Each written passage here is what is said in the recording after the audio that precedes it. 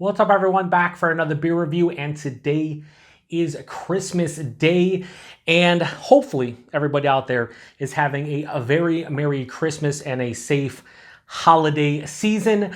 I was trying to debate what I would review for Christmas this year, and when I picked up all those holiday beers at the end of November, I was eyeing this one for the Christmas Day review, and that's because I believe it was 3 years ago, I reviewed the base beer of this one on Christmas Day, so I thought I would review the barrel-aged beer this year on Christmas Day. So the beer I'm talking about comes from the Great Lakes Brewing Company, and they are out of Cleveland, Ohio, and this is their barrel-aged Christmas Ale, the 2021 release. So they are calling this one an ale with spices and honey aged in bourbon barrels. Comes in at 8.2% alcohol by volume, 30 IBUs. And at the time of review, I don't know exactly how old this bottle is because it does not have a bottled on date, but considering it is the 2021 release, and I saw this one for the first time about a month ago, I'm going to say this is relatively fresh and probably no older than 3 months old. Could be even fresher than that, but we should be fine age-wise. So I reviewed the base one of this one back in 2018, so 3 years ago. And I've always loved that beer. It's kind of like a liquid gingerbread cookie in beer form. Always enjoy it. But I've never got a chance to try the barrel-aged version, and that's because I believe this was brewery only for a very long time. Maybe it got slight distribution in and around Cleveland, but this year it showed up here locally in the Western New York area, and I was like, oh my God, kind of a bucket list beer, gotta grab it. So I did, and here we are. So for the spices in this one, I'm pretty sure it's similar to the base one. They're using cinnamon and ginger, and then they're aging it, I think, for 6 months in bourbon barrels. I don't know if they've changed that over the years, but I remember it being 6 months, and that's all I know about it. So I cannot wait to get into this one. Huge 22-ounce bombers, 22-ounce bomber. You don't really see 22-ounce bombers that much anymore, honestly. So I'm kind of pumped to get into this one. We have the hashtag kind of proper glassware. We got it's the 25th anniversary glass, but yeah, it's a Great Lakes glass, so kind of proper. Let's give it a pour here. Nice. Give it kind of a hard pour, try to generate a head if we can. Go like that. Ooh, a nice head on that. Put this over here. That's beautiful. That has this really nice copper, almost rust color to it, like mahogany hints around the edges. It's relatively filtered, but there's a little bit of sediment floating around. Has about a finger of a straight up khaki colored head. Super creamy looking. That's beautiful. So the base of this beer is basically a winter warmer, is what they call it. Winter warmer is kind of a generic term now, especially in America. So many places call their beers winter warmers. But yeah, that's basically what this is. Let's get a nose. Oh, that smells awesome. Oh man, it smells really good. So you know what this would remind me of? My grandma used to make a rum fruit cake, and it was awesome. You could taste the rum. You got all the fruit cake, a little bit of spice, the candied fruit. It's kind of what this smells like. I'm getting the spirit. The bourbon's there, unmistakable. There's vanilla, there's oak, there's actual spirit present. Presents, not present. Presents are what people hopefully got today. But underneath that, it's beautiful. It has this really nice bready. So again, gingerbread cookie. It's bready. There's ginger. There's cinnamon. It's a nice, spicy, kind of like cookie-esque base to this one. The honey is not like very noticeable from a honey character. It's more of like a generic sweetness bumping it up, the base malt and whatnot. But to me, this is like a rum fruit cake if you just replace the rum with bourbon. That's kind of what it is. It's to a T, to my nose right now. Yeah, my nose is just picking up that spirit. And I like that it has a little bit of that oaky vibe to it, but it's vanilla. The vanilla is like kind of making up for, I guess, the lack of the honey character, just generic sweetness. And it's kind of changing. Maybe it's not a straight-on like spirit fruit cake, but it's kind of, to me.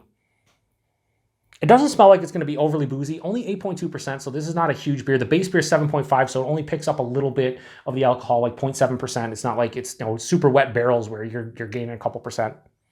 I think they used the base one. I don't know if maybe they brew a slightly bigger version of the Christmas ale to put in barrels to kind of hold up to the barrel aging process. I have no idea. It smells awesome. It really does. It smells kind of what I expected it to smell like. You get the base Christmas ale. You're getting the bourbon.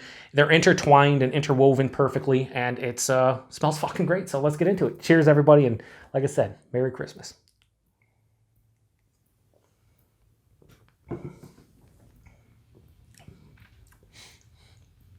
Okay, so the nose, which was very intense, and dare I say bombastic, shout out to Paul over at PA Brew News, and very just in your face. It's like it carried over to the taste, but dialed back quite a bit. Body in this one was like medium body, a little thin at 8.2%. Maybe a touch thin, like a bit under medium body. So it's thin, but not super thin. The mouthfeel really soft on the palate.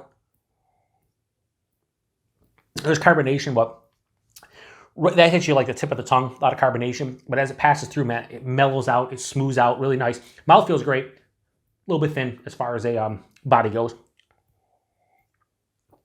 The taste, right at the forefront, I'm hit with a lot of ginger. Like this is very ginger forward to my palate.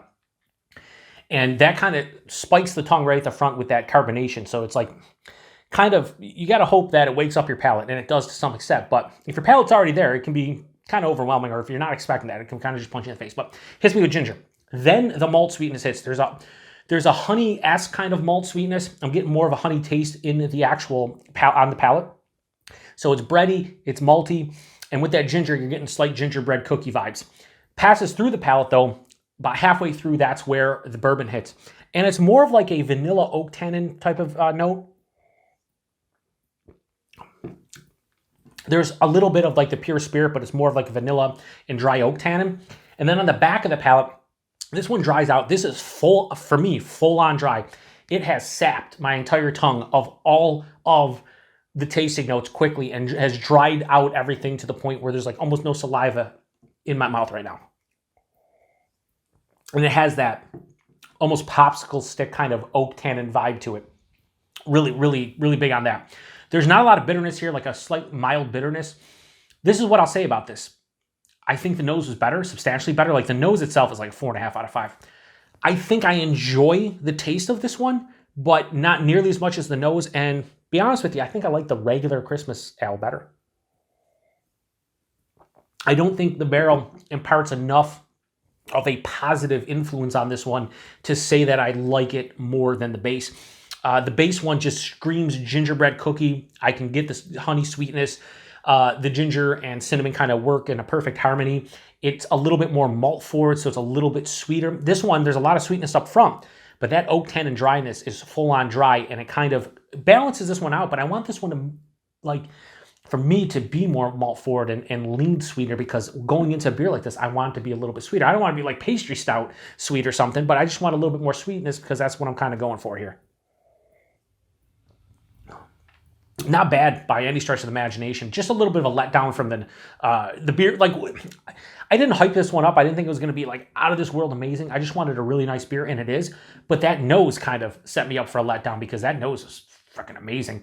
And then I drank it, and I'm like, oh yeah, this is really good. But that nose. So 8.2%. I really can't tell on the palate, but here's the thing: you can tell this is barrel aged. So it makes sense from that aspect, 8.2%. I feel a little bit of warming in the chest, so it's probably, I would probably guess like 7.5%, 8% if I was doing a blind. So I think they hit the nail on the head with the alcohol.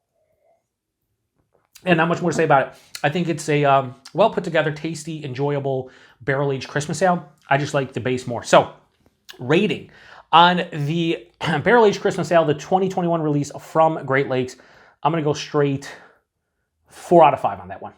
I think it deserves 4 out of 5. If not, like a 3.9, somewhere in that range, low 4 into a 4. I think I give the regular one like a 4.25, 4.3. That one to me is better than this one. But I'm really happy I got a chance to try it. Now, here's the only bummer. 22-ounce bomber. I paid $16 for that. So, when people talk about, value and whatnot, people kind of forget. We used to buy beers like this, and they used to be $12 to, $15, sometimes even close to 20. That's 22 ounces.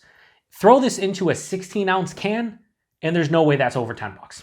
Just not. 100% wouldn't be. You get rid of 6 ounces, and that price would definitely drop to like $8 to $10 a can, and people would have a hard time paying that. For $16, a 22-ounce bomber, that's pricey nowadays. I'm glad I tried it once, but I wouldn't buy it again because of the price point. And availability, I really have no idea. Like I said, this I think used to be brewery only. Then they probably got some small distribution. I've never seen this one in my neck of the woods, albeit I did not buy beer late last year, around, we'll say from mid-November onward. Channel went on hiatus for almost a year. So this may have showed up last year. I don't know. I just know this year that it showed up, and I grabbed it because it's barrel-aged Christmas ale from Great Lakes. I got to try it. So yeah, overall, it's a Christmas Day review. Nothing's really going to mess with my mood too much. I will say, though, from a beer standpoint, a little bit disappointed in this one overall. But at the end of the day, I'm going to drink the rest of that bomber. I'm going to feel good about it. And probably, what I probably should have done? I probably should have got a regular Christmas ale and did a comparison, but I can't drink that much beer anymore for health reasons, so can't be doing that. But I think it would have been cool to see how it changed to side by side, or maybe I should just bought a Christmas ale and did like a 50-50 blend, probably improve this beer a little bit. But anyway, if you've had this one before, let me know what you think about it. Like I said, I think it's pretty solid, but it doesn't touch the regular Christmas ale. And like I said, I hope everybody's having a very Merry Christmas. Hopefully you got some good presents. Hopefully you spent some great time with friends and family, because that's what the holiday season is about. And hopefully you did it safely. So not much more to say about this Christmas Day review. Check back tomorrow for another review. And in about a week's time, well, exactly a week's time, we will have a New Year's Day and a New Year's Eve review of two beers that I'm really looking forward to try. So appreciate everybody stopping by for another beer review here on the Beer Patrol. To the next one. Cheers.